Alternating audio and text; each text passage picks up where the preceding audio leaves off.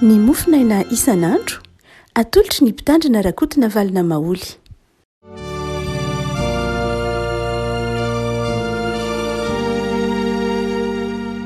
Faly miraba antsika ry avako malala tratra ity zoma fa 5 volana aprily ity zoma masina moa ry avako anio dia ahatsirovatsika ny fahafatesan'ny tompo to amin'ny azo fijaliana ao atsika ary ny voalahatra o mofinainao atsika anio dia perikopatandrify izany indrindra jaona toko fa 7 nandiny fa 8 ka hatramin'ny 7 fakitsika amin'alan'i Jesosy.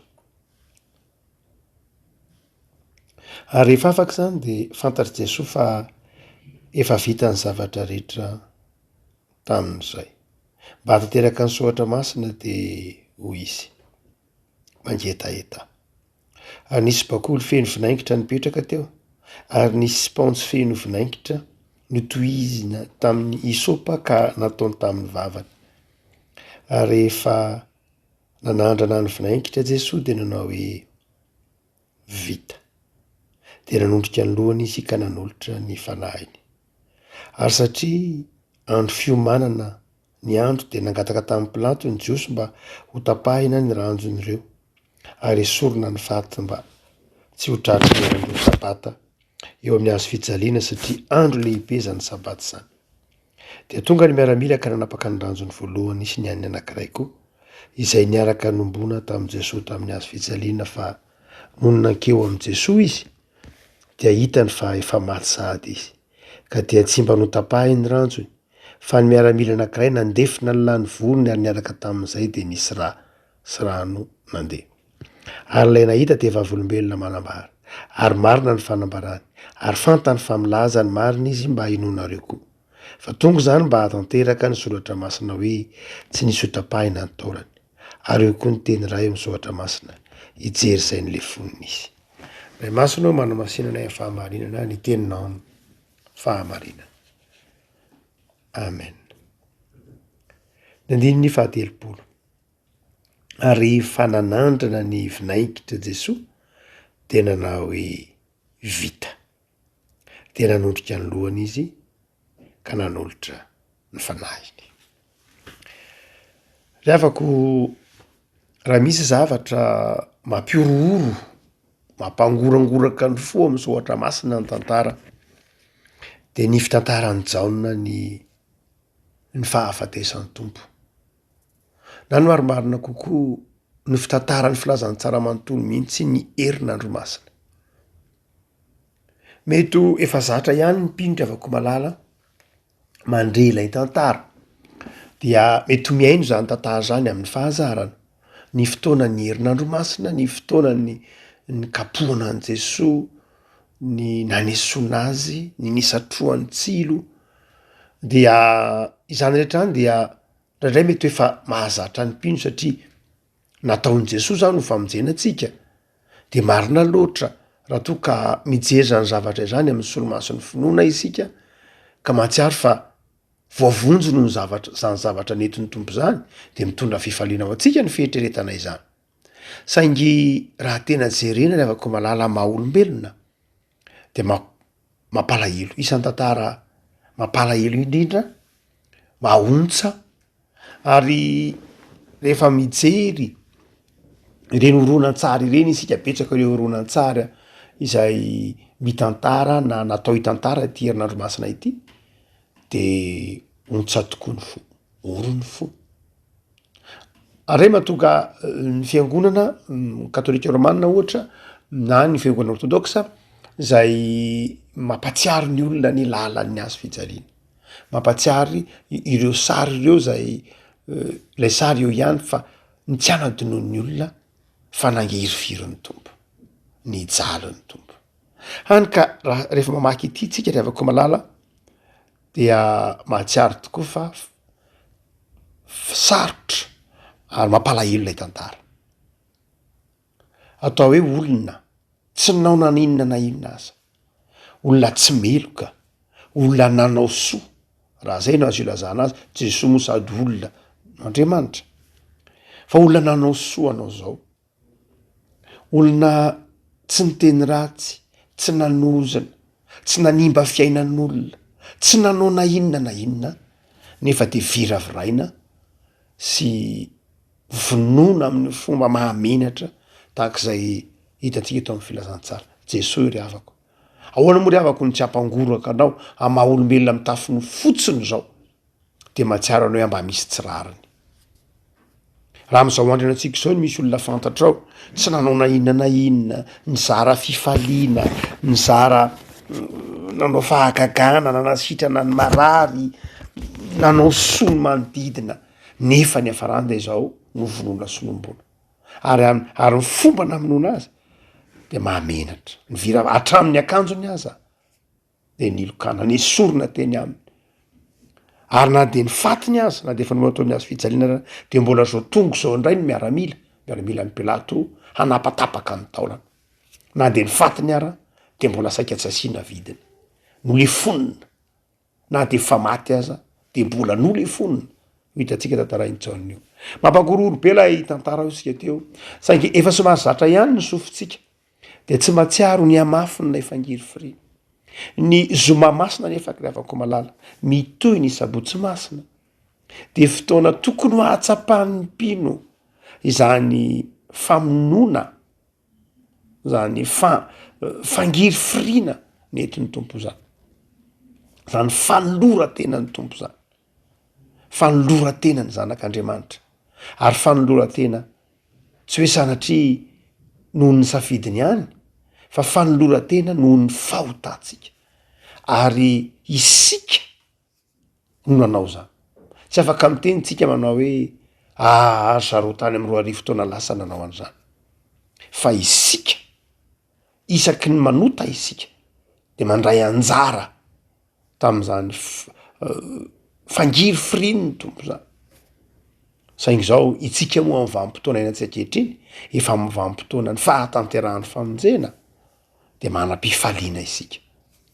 Rehavako malala zay entina mampahery anao de ny 9 rehefa nanandrana ny vinaigitra Jesosy de nanao hoe vita. Ninona ny vita rehavako malala? Ninona ny vita?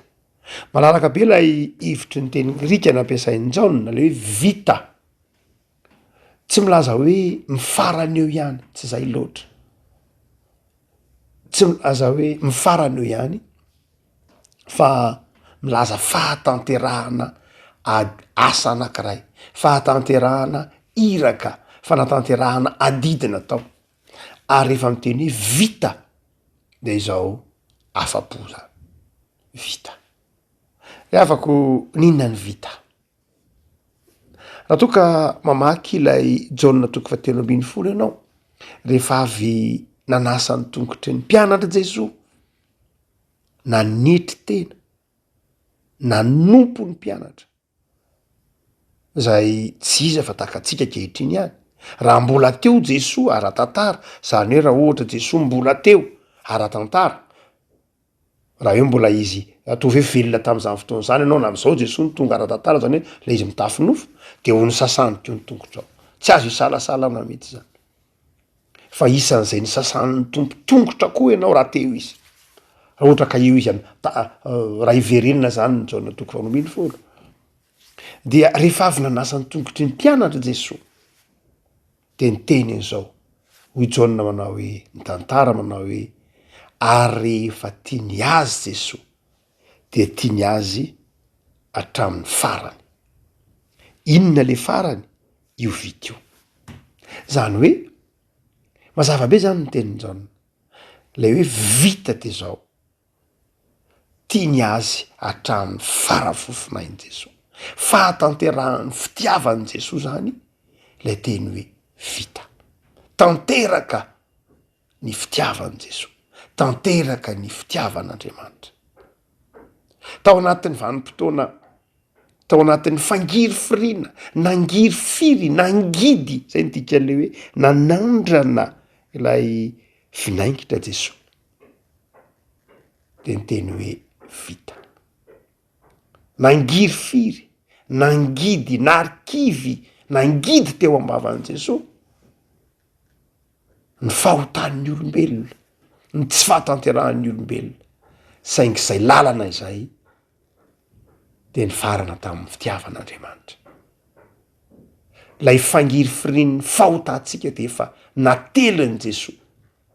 Noraisin'i Jesosy lay ota mangidy lay vokatry ny fahotana, lay vinaingitra zay milaza fahotana, milaza faharatsin'ny fahotana. Noraisin'i Jesosy tamin'ny tenany ary dia vita ho izy. Tapitra ny ngidin'ny fahotana, tapitra treo ny herin'ny fahotana, tapitra teo ny herin'ny Satana izay nanimba ny fiainan'ny olona ka nampangiry firy sy nampangidy ny fiainana isan'andro ny olona. Tapitra noentiny Jesosy tao amin'ny hazo fijaliana. Zay mahatonga ny Jaona amin'ny teny manao hoe rehefa nanandra ny rany izy. Izao tontolo zao nampitondra mangidy an' Jesosy. Izao tontolo zao nampitondra ny fahotana rehetra an' Jesosy. Rehefa voarain'i Jesosy zay noraisiny tanteraka toy izy manao hoe vita. Afaka malala miteny hoe vita zany de manambara fa voavonjy ianao, vita ny famonjenanao, vita ny famonjena atsika, vita le avako malala, vita satria nentin'ny tompo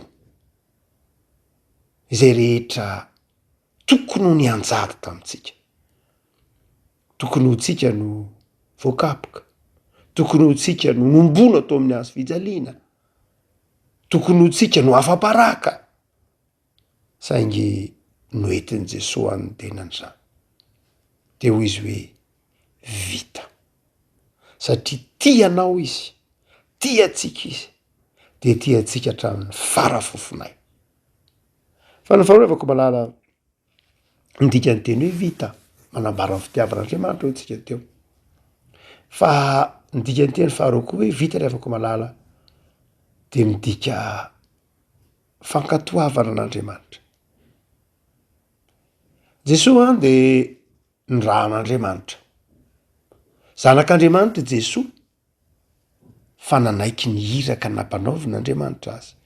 Azon'i Jesosy atao tsara ny tsy nandeha satria zanak' izy, zanak'Andriamanitra izy, fa satria izy mankatoa ny rainy de nisafidy ny fankatoavana an'Andriamanitra ray izy ary nanaiky ho faty eo amin'ny hazo fijaliana noho ny fankatoavana andrainy, noho ny fankatoavana an'Andriamanitra, noho ny fitiavan'Andriamanitra atsika, de naniraka ny zanany izy ary ny zanany nankatoa azy mba hahavoafonjy atsika. Modelin'ny fankatoavana Jesosy ry havako, modelin'ny fankatoavana Jesosy, ny fankatoavan'i Jesosy an'Andriamanitra rainy, ny fitiavan'i Jesosy an'Andriamanitra rainy, satria Jesosy tia an'Andriamanitra rainy. Andriamanitra rainy nahazo zao tontolo zao tiatsika olombelona.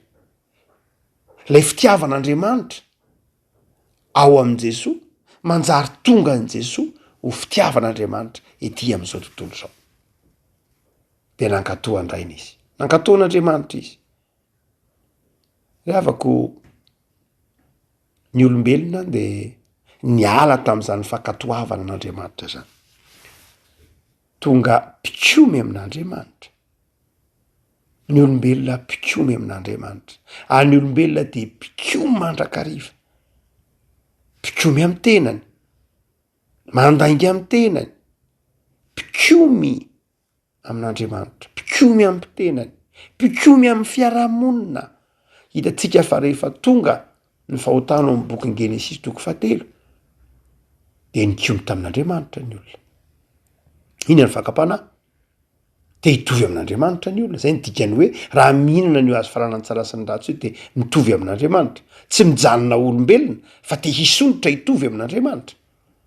De nikomy tamin'Andriamanitra zany, satria tafiditra tao anatin'ny olona ny fanahy ny fikomiana. Ilay ratsy de mpikomy tamin'Andriamanitra, tokony ho fatatsika fa ilay ratsy Satana de anjely tao amin'ny fanjakan'Andriamanitra. Misy voary samihafa nataon'Andriamanitra. Ny anjely dia voarin'Andriamanitra nataon'Andriamanitra onona ao amin'ny fanjakan'Andriamanitra. Zay ny anjely koa de voary.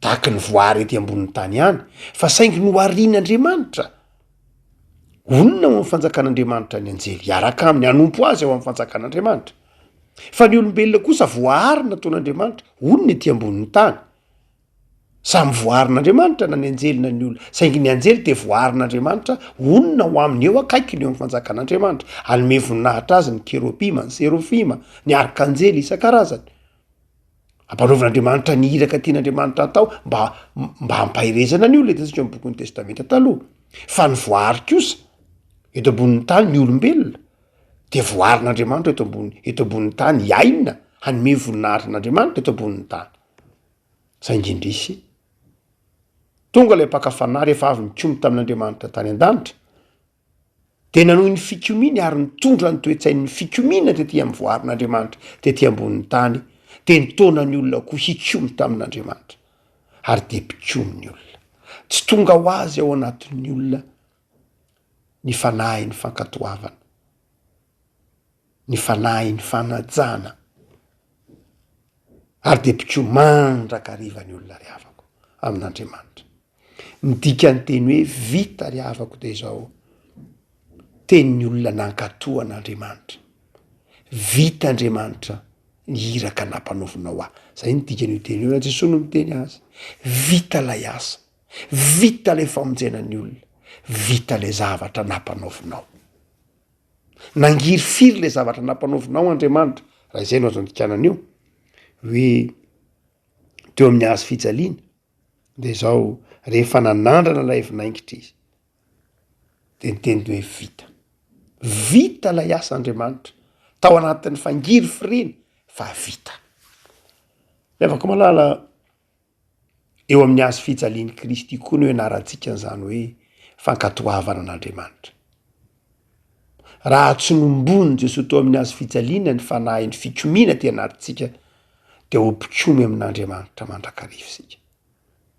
so fa nombona teo amin'ny hazo fijaliana ny fanahy ny fikomina ny toetra ny fikomina amin'andriamanitra ny toetra ny be famalina amin'andriamanitra ny toetra ny fanamarina tena ny toetra ny fiheveran-tena ho zavatra ho tsara noho ny hafa ny toetra ny fiheverana ho mendrika te hitovy amin'andriamanitra efa noentiny Jesosy nombona tao amin'ny hazo fijaliana zany de tonga ty anatintsika koa ny fanahy ny fankatoavana ka isaky ny ampanaovin'andriamanitra zavatra de afaka miteny hoe vita lay izy andriamanitra tsy olona mpikomy amin'andriamanitra manao hoe io ve ho vita andriamanitra io ve ho tanteraka andriamanitra io ve no ampanaovinao ahy andriamanitra tsy zany fa rehefa mandray an' Jesotsika am'izao somamasina izao rehefa mitodika am' Jesosy amin'ny hazo fijaliana itsika de tokony olona mpakatoa mpanaiky ny zavatra sain'andriamanitra tao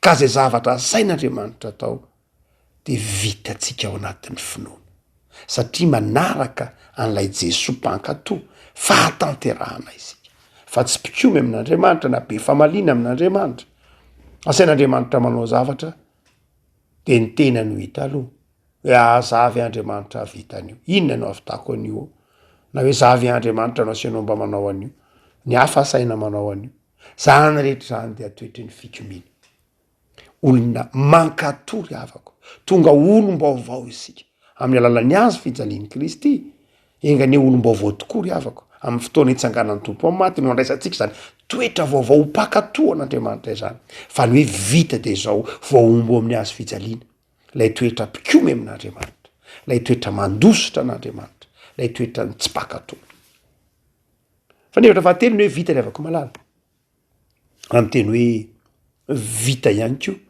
tsy hoe maty de zay fa ny toetra fahatelo ny antseno hoe vita ry havako malala de izao vita ihany ko ny fanoloran-tena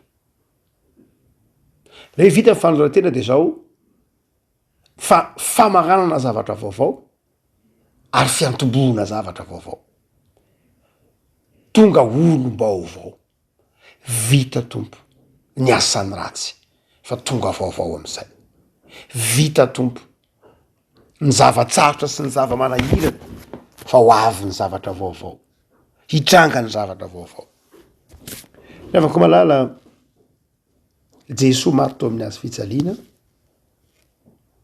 dia mampatsiaro ilay paska jiosy. Amin'ako zao sy toko fa manomboka amy toko faroambiny folo dia hitantarana momba ny paska. Ny paska jiosy za. Ny paska jiosy izay tsy inona akory fa tandindo ny paska kristianina. Jesoa lay zanak'ondron'Andriamanitra. Lay paska jiosy any dia ahatsiarovantsika ny hoe andefy tany Egypta ny zanak'Israely nandritry ny 700 taona mahery ary tonga nanafaka azy Andriamanitra. Rehefa nanafaka azy Andriamanitra de nampandalo ny fahafatesana. Nampandalo ny fahafatesana tany Egypta. Zany hoe ny tsara ny Egyptianina. Toy ny hoe ny tsara ny olombelona noho ny fahotana. De izao, rehefa ny tsara izao tontolo zao Andriamanitra tamin'ny fahotana satria ny Egyptianina tam'izany fotoa zany, ny Egypta no tam'izany fotoa zany ny firenena matanjaka indrindra izay azo lazaina hoe ny solotena izao tontolo zao.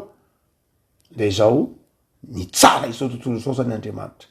Raha toka ny tsara ny tany Egypta izy, de ny heviny de hoe ny tsara izao tontolo zao Andriamanitra. Ary tokana ihany ny vahaolana, ny alana tam'izany fitsaran'Andriamanitra, tamin'ny fahafatesana izany, de ny fisian'lay ranolay zanak'ondry, tsy misy kilema teo amin'ny tolambaravarana. Teo amin'ny tolambaravarana dia nanafatra. Mosesy nanao hoe ry fianakavian'ny Israely, andalo Andriamanitra hitsara. Ka izao asio ity raha anteteno amin'ny tolambaravarana ity raha ity. Ka rehefa ho avy ny fotoana hitsaran'Andriamanitra, andalo ny anjely ny fahafatesana hitsara Andriamanitra. Ka rehefa mahita ilay raha izy, de izao tsy hiditra izy, fa andalo fotsiny ihany. Reavako malala. Izay sary ray, iny le zanak'ondry iny, tsy misy kilema ny rany iny zanak'ondry iny. Iny tandindon'i Jesoa to amin'ny azo fijaliana. Zay mahatonga amin'ny Paoly manao hoe favoavony Kristy paska ho atsika. Favoavony Kristy paska ho atsika. Jesoa no paska ho atsika. Zany hoe Jesoa lay zanak'ondry. Ka rehefa tonga ny fahatezeran'Andriamanitra, izao zay manana an Jesoa de avotra, afaka, vita ny famonjena, resy ny fahafatesana, nandalo fotsiny ny fahafatesana, nandalo fotsiny ny fahatezeran'Andriamanitra satria teo ny rany Kristy. Vita ny famonjena. Ary ny andininy fa efatra amby telopolo reavako de misy an'izao teny zao zay averin'ny Jaune na any amin'ny epistily voalohany soatan'ny Jaune toko 15 ny andininy 9 hoe fa ny miaramila anankiray nandefina ny lany vony ary niaraka tam'izay de nisy rà sy rano nandeha. Ninona ny vita? Ny famonjena. Reo rano sy rà reo de manambara lay fahavitan'ny famonjena. Ny rano manambara ny fanadiovana atsika. Rehefa maty teo amin'ny azo fijalian'i Jesoa, de izao voasasa itsika, voadio isika, tonga olom-baovao. Lay rà manambara famitranam-pihavanana vaovao, vita, voadio isika, ary tonga vita fihavanana amin'Andriamanitra. Ao amin'i Jesoa zany, ny dikany teny hoe vita, de vita ny fampihavanana ny olona amin'Andriamanitra. Vita koa ny fampihavanana ny olona amin'ny samy olona. Ny zoma masina zany reavako malala de maneho ny fahavitan'ny famitranam-pihavanana tamitsika sy amin'Andriamanitra ary tamin'Andriamanitra, tamin'ny olombelona samy olombelona. Ny dikany teny hoe vita de izao milamina ny fihavananao amin'Andriamanitra. Tsy Andriamanitra tezitra itsony no mijery anao, fa Andriamanitra mamindra fo, Andriamanitra mangoraka.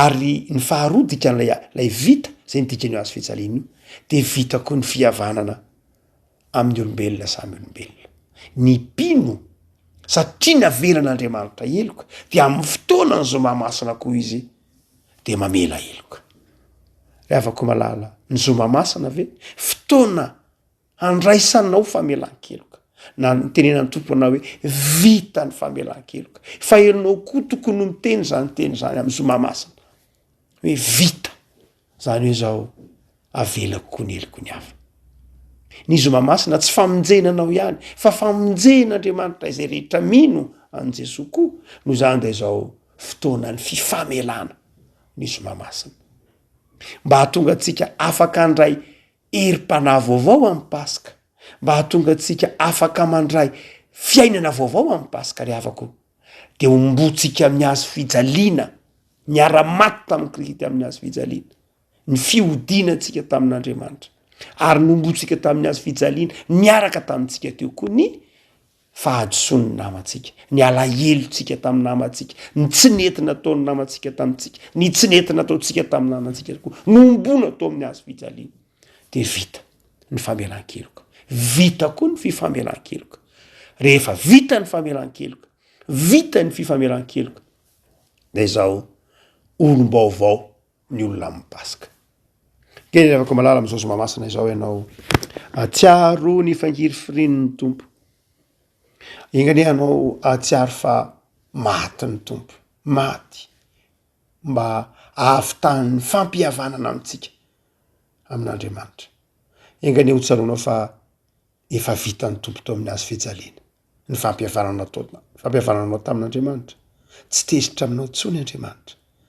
fa zanany ianao fa mba mandehana amin'toy zany koa ry havako mahaiza mamela heloka amin'ity zomamasina ity mahaiza mamindra fo amin'ity zomamasina ity fa satria navela ny tompony helokao de mandehana mba manao toy zany koa raha manonona ny vavaka ianao amin'ity zomamasina ity manao hoe mamelana helokay tahaka ny namelana izay meloka taminay de ao anatin'ny fahatserovana ny tenin'i Jesosy hoe vita voavela ny helokao voavela koa ny heloko ny namanao de mandehana mamela ny fahadison'ny namanao amen ivavaksika tompo misotranao zay ny amin'ity zomamasina ity zay atserovanay ny fahafatesanao tao amin'ny hazo fijaliana vita ho ianao vita ny famonjena voaray ny famelan-keloka